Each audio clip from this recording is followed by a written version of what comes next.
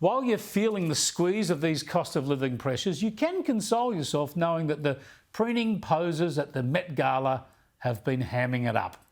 The rich and famous devotees of celebrity culture turned up at this annual festival of ego and indulgence with tickets at $50,000 US a pop, and there was not a single nod to modesty or restraint. The event aimed to honour the late fashion designer Karl Lagerfeld, and apparently he indulged a cat as well as himself, so we had some dress-ups from some people which seemed to be a heinous act of cross-species cultural appropriation. How very cute. Although no one seemed to be troubled by Lagerfeld's record of what this same crowd might have called hate speech if it came from somebody else. In the summer, just after the nation celebrated the Diamond Jubilee, he said he didn't like Pippa Middleton's face, adding she should only show her back.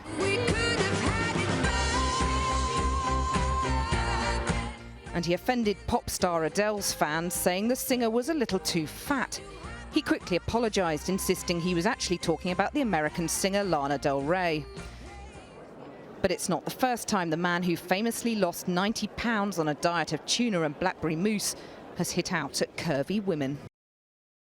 Yes, but the woke didn't worry about that. They only worry about it when it comes from the wrong people. Now, some call all of this glamour, some call it fashion, others like me call it attention-seeking and a hypocritical waste of resources by the sort of elite crowd who usually jump onto the poverty reduction and global warming bandwagons.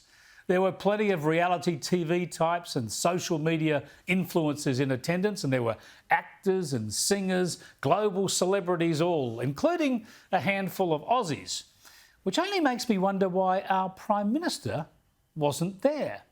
I mean, Anthony Albanese made the celebrity wedding in Sydney on the weekend and he's off to see the King's coronation. He's just landed in London. Surely he could have popped by New York on the way. Because it is one of the paradoxes of our age, isn't it? That whether it's climate change or wealth redistribution or identity politics or so-called gender pay gaps, you'll never find more complete infatuation with the Green Left's goals than at gatherings of the fabulously famous and wealthy, which was a contradiction that some unlikely people picked up on. In an unusually perceptive move by climate activists, some protesters cottoned on to this hypocrisy and made a nuisance of themselves outside the Met.